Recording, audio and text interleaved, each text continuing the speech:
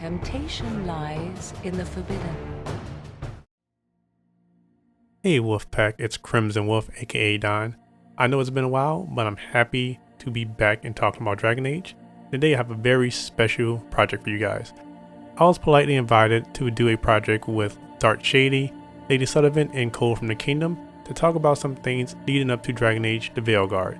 So with that being said, I will be presenting the first one here, talking about the general things leading up to Veilguard from the comics and general novels. So let's get into it. Hey Dragon Age fans, welcome to a introduction into Veilguard.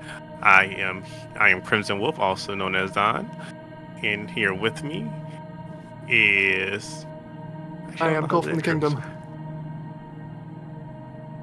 Hello, I am Lady Sullivan. And I am Darth Shady Lavalon. So, what we'll be doing today, we're going to be going over a few things leading up to Dragon Age Veilguard, talking about various things from companions to theories, general ideas, and just lead ups to Veilguard.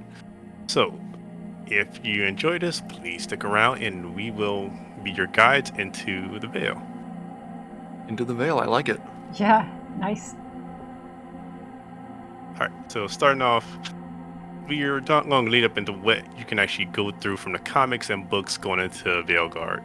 So from things like the Winter Nights, Last Flight, the comics from the Missing, Dark Forest, a lot of things lead up to it. So I think the first big thing is the Winter Nights has a bunch of short stories that go into it. Mm-hmm. So I think with the go ahead, go. No, go ahead. Go ahead. Sorry. So I guess the big thing is like, not one of the big things, but one of the short stories, the first one is Three Trees, which you kind of get Strife and I believe it's another Danish elf, not Irene. What's her name? Irene, I think. Irilyn. So it's very interesting because I'm pretty sure we've confirmed that Strife will make an appearance, but with Three Trees by itself, it kind of connects into like the last DA comic, The Missing, where they go into the Arlatan Forest, where the Veil is kind of throwing things all crazy and wackadoodle. Mm-hmm. And even in The Missing, you get Solus taking an artifact that he needs for his ritual, which we kind of see in a trailer for Veilguard.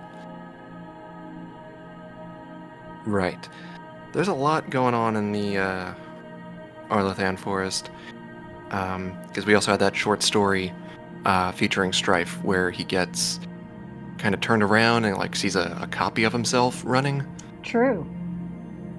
So I'm wondering, because the way they're describing it, it makes it sound like this is a more recent thing, and the forest hasn't always been this bad.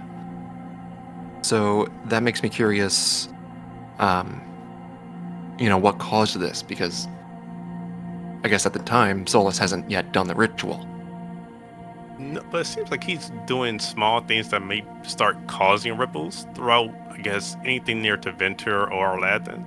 Because he might be gathering artifacts just to, again, for his ritual, or however this is going to work for him. That's the impression I get, too, because it's as though in Winter Nights it's implied that the ritual to tear down the veil has begun, but we don't know what entails for all the details of that. And so it's as though all these little details are starting to ripple through Thedas, slowly appearing here and there. And Arlatan Forest is just one of those ripples.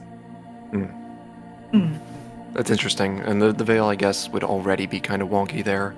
Tevinter obviously did some stuff in the past there. Yeah. So, yeah, maybe areas with already kind of a weak Veil are like getting the brunt of whatever Souls is doing. Yeah.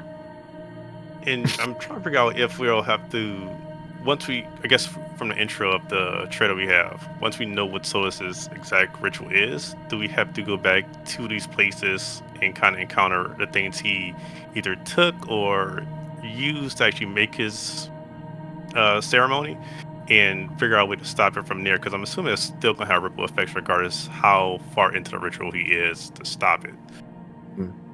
Well, I keep thinking about the story half up front, where the Qunari are stockpiled a ton of artifacts, and they all get blown up. But evidently that didn't stop him. So, I mean, the question's always been, like, what does Solus really need? Is he just stockpiling power, or does he need specific items? Or maybe he's taking power away from other people. It also could be artifacts that just contain power, kind of like he did with Mathal, and just absorbing more power. True. Or it could be artifacts that could prevent him from tearing down the veil. So remember he just had a bunch of artifacts laying around that he gave like to Corypheus and everything. So anything that is pertaining to him or the data could just prevent the ritual from happening. Yeah. I also get the... Oh, Go ahead. I was literally just going to say, yes, I agree. I also get the impression that because he wanted to stop the Kunari plot, but then he did give his orb to Corypheus, maybe it's a mix of both. That there are artifacts that will help him, but artifacts that could prevent him from reaching his goals, and perhaps he's taking artifacts away from the Kunari, away from the Venatori, away from anyone who might make the situation on Thedas worse or prevent him from achieving his goals. Like, we don't know 100% what his goals are, but maybe like a mix of both. You know, we've been talking a little about the weakened veil. I wonder if his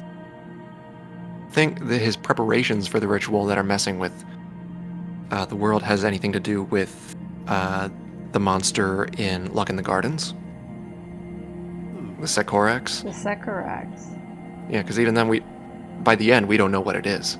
Just some manner of super demon. Maybe it's one of Gillenaine's monsters. Oh, that's a good idea. I like that. Maybe it's one of the forgotten ones, maybe? Could be related.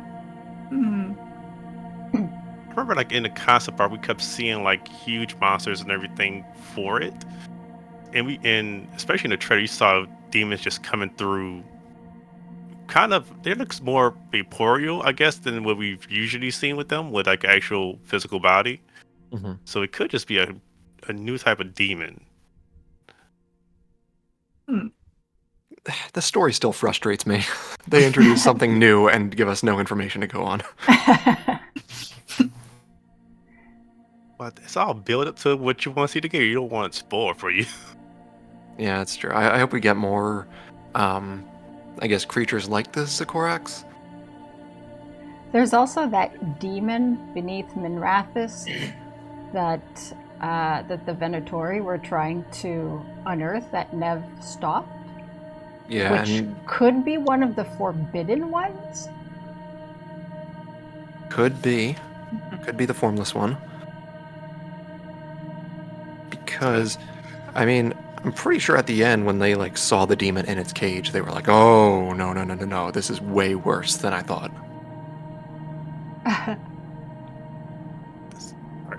Demons aside that we don't know anything about. The also interesting is, like, throughout the comics and the books, they're building up both sides. If you're with the Inquisition or if Sodus, they're both building up like small armies throughout it. Because each time in the comics and books, you see them encounter a agent of Sodus, while somebody for the Inquisition is working from, like, it could be Harding or anyone, and even to the point where you re-encounter Fenris in like the Winter, what was it? The Dark Fortress. You slowly like re-encounter some of your old companions from the games, or you just encounter new ones that just happen to your goals co-align. And now they encounter like a lot of agents from Sodus. For instance, like I remember in the Dark Fortress comics, they stumble across something with the idol, and it has to do with a sarcophagus of like Danish origin, and pretty much it was used on Fenris, and for some reason Sodus wanted that as well. So I'm trying to figure out how much build up like all this really has. Are we just introducing like new companions that you might encounter in Veilguard, or is it also trying to hint at what we could be seeing as far as the artifacts Hollis is going to be using, or just things he's trying to get rid of prior to that. I could see him straight up wanting to get rid of the sarcophagus. I could Yeah. I could also see them building up to like concepts, and like you mentioned, the armies. Like in Tevinter Nights, there's that story with Gat, who's willing to work with the Tevinter mage against Solus. So it's like Kunari invasion, but Gat is willing to set aside all the Kuhn ideals to defeat, to stop the veil being torn. So it's these concepts being brought together, and characters and potentially allies or enemies. See, every time I read like one of the comics or books, I thought, are these going to be like the companions we're going to go into in the game? Especially like with like last Flight, they introduced the Grey Warrens, and we already knew there was a Grey Warren character in Veilguard when it was called Dreadwolf and everything. So immediately I was like, okay, we're going to get a Griffin with the companion. We're probably going to get a lot of... Sorry. We're probably going to get a lot of cameos and stuff. Yeah. Maybe people will join us for like whole like quest lines. Like the Grey Wardens could have the main character from Last Flight, in the the modern day main character. Yeah, obviously we have Emmerich, who appeared in a short story. Yeah, what else? Lucanus. Yeah, well, obviously Lucanus, but he's a full-on companion, so I'm thinking like, frigging Taya and the Viago from Eight Little Talons. Best story in Tevinter Nights, by the way. I could see both of them showing up for whatever the Antivan Crow's quest line is. I'm expecting Holics. That was their name. I can't The Lord, The Lord of Fortune. The Lord of Where's that Fortune. from? That was from Luck in the Gardens. Yeah, I really liked Holics. I think out of all the stories that came, well, Down Among the Dead Men, of course, but Holics was the first character I'm like, oh yeah, they're going to be a companion. And then it didn't happen. Yeah. So. Actually, you know what? I'm surprised we didn't. I was surprised it wasn't a companion, and I don't think they confirmed her. I haven't looked at the companions. But what was the elf from Dragon Age Absolution? Yeah. Oh, Yeah. I was going to. Oh, what's her name? Miriam? Yes. Yeah. I actually liked her character. I'm surprised like Absolution doesn't. I'm not sure how much it'll tie in, but because like we were into Tevinter, they went through an artifact there that seemed like it was going to directly almost tie into it, because there was a lot of build up in Absolution 2. And I'm also probably was just hopeful that we'll see Miriam in all of them, because I actually really love the characters in Absolution 2. Yeah, I had my heart set on Gwydion as a companion. I think everyone did. She was the best character. Yeah. To be fair, but we know one of the backstories for Veilguard, which is the character they introduced in the playthrough, but she was what was it called? Shadow Dragon, or I think it is Shadow Dragon. No. If it'll be interesting if Miriam is part of that in Tevinter, because apparently like their goal is to free slaves and just in general help, because they also show up in like the comics The Missing, where you kind of get a introduction into like Charter. You see Lace Harding and Varric obviously in there, but they talk about the Shadow Dragons a bit as well, and that one's a direct lead up into the Veilguard. That would be interesting. So I'm hoping that we encounter like Miriam and all that as well, like especially anything that happened in Tevinter or around Tevinter from the comics and books. I would like that, but they left the door because they were going to Kirkwall at the end of Absolution. Like even more so because you got Varric, who's the That's true. Yeah. So no, it's possible. I like the idea. Who was the villain? What was his name? Razarin. He was like a candidate to become the next Black Divine. So I'm wondering if there's any kind of uh, uh, any turbulence with the Tevinter Chantry. I'm wondering if we're gonna have the similar situation where we could put somebody as the Black Divine, like we did in Inquisition, and maybe put Dorian up there. Yes. I think Dorian's on track to become the Archon. Oh, yeah. But just I think Either or. I think what we're going prediction, but I think we're going to end up with a situation like Halam Sharal, but into winter, where we go to a big ball, meet the Archon, maybe I don't know, maybe an assassination attempt, and I don't know. well, That may be just repeating. granted, I'm pretty sure we're going to see some kind of assassination. I think in the Missing, we also encountered Antibes and Crows again, and they are investigating something into Vinter because there's a mage that Varric and Harding encountered. They're trying to get information from, and Sodus apparently had encountered her and turned her to stone as well, kind of like you kind of saw in the Trespasser. Right. And that's where you encounter the Antibes and Crows once again, and they're investigating things up into Vinter. Apparently with the Venatori. So it's possible we'll see some assassination attempts with the Antibes and Crows and whatever is leading up with the Venatori and maybe Black Divine and Archon. So I think everything is just going to come to a head in it. And we did see one of the Talons assassinate other Crow Talons to attempt to align with the Kunari to start the invasion. So there's going to be some backstabbing for sure.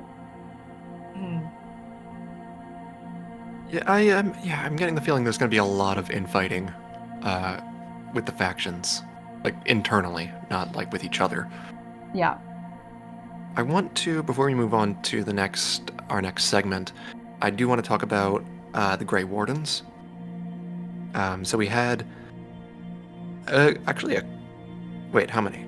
I think two stories in Tevinter Nights containing Grey Wardens, which was the Horror of Hormok, and Hunger, which really was just setting up the Antoine and Evka. I love those two. They're adorable. Me too. They are adorable. I like them. But it seems like the information we got there was from like a lot of wardens are being called back to Weishaupt. And I think we kind of already knew that. I think we know going in that there's going to be some kind of schism in the Grey Wardens. But I'm just curious, what do you guys think based on the information we have so far? What kind of role they'll play?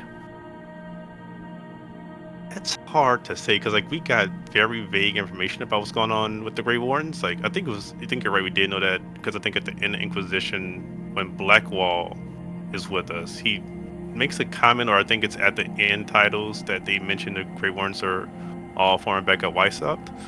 As to why, obviously it'll have to do with the Darkspawn and the manipulation of it, but it's hard to say. They leave it very vague as to what's happening with them. I always assumed it was because of the Griffins. Yeah, potentially. And something also to do with the first warden going against the king. Oh yeah, there is it said the Grey Wardens hold the real power in the Anderfels. Yeah. And maybe they want more power. The first warden is also he personally ordered Nathaniel to investigate the primeval Tig. True. So I'm guessing he knows at least about Red Lyrium. Speaking of Red Lyrium, go ahead. Oh Lord, I'm about to say that's a whole. Alright, what's up with Red Lyrium? Well, I was gonna say Tevinter Nights and the comics kind of establish where the idol wound up, and I think it's I'm not sure of the order of everything. I think it's currently or was in the hands of the Daenerys heir, But yeah, it's kind of confusing where the Yeah. idol is. I don't think Solus has it yet, but maybe he Mhm. does? And He didn't he get it claimed- in Dread Will Take You? He claimed that he did. Right. Oh, yeah. So Yeah, if but we he. go on, if we go on timeline wise, because I had to look this Oh, up to make God. sure every So, time. I would need a like, chart to keep track of the idol after Yeah. season 2. apparently, like the last time you see the idol officially in the timeline, I think is in the Dark Fortress comics, because I think that happens around like 945, 946 Dragon, but it's Okay. supposedly almost the last comic before the missing. So the last time you see the idol is I think it's heading towards. I know it's out of the Venter now. It's supposed to be heading. I think was it Kirkwall? I think that guy that has it is the guy that the Mortalitasi mentions in the Dreadwolf Take You.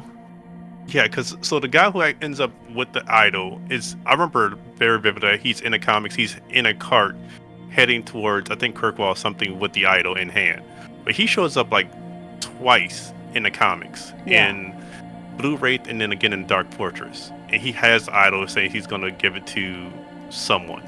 And that, assuming it's Sodus that's trying to procure the idol. But that's the last time I remember seeing the idols in this cart with this merchant trying to get it somewhere. So if So far we know, Solus, like, go ahead. if Solus does have it, I hope that the blanks are filled in. We have how much time? We have a little bit of time before Veilguard comes in, so I'm hoping there's another comic that leads up into explaining maybe where the idol is, or just telling us what's going on. Also, it was a big deal in the trailers that the idol was just involved in everything. Mm-hmm. Yeah. Some people seem to think that the dagger Solus has, like, is the idol. I don't really buy that.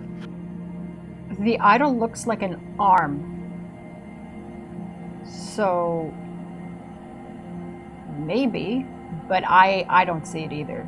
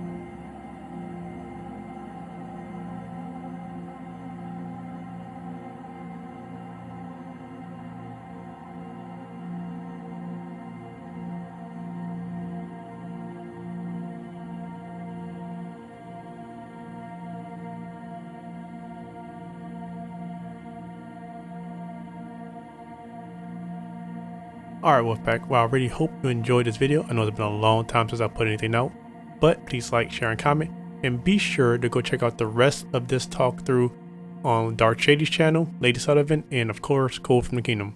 Of course, I know if y'all subscribe to this channel, y'all definitely subscribe to them, but if you're not, make sure you do. Again, I want to thank you all for watching and listening. Be sure to check out everybody else on this podcast, talk, whatever you want to call it. But as always, Wolfpack, Venerable, and Unsell. Until next time.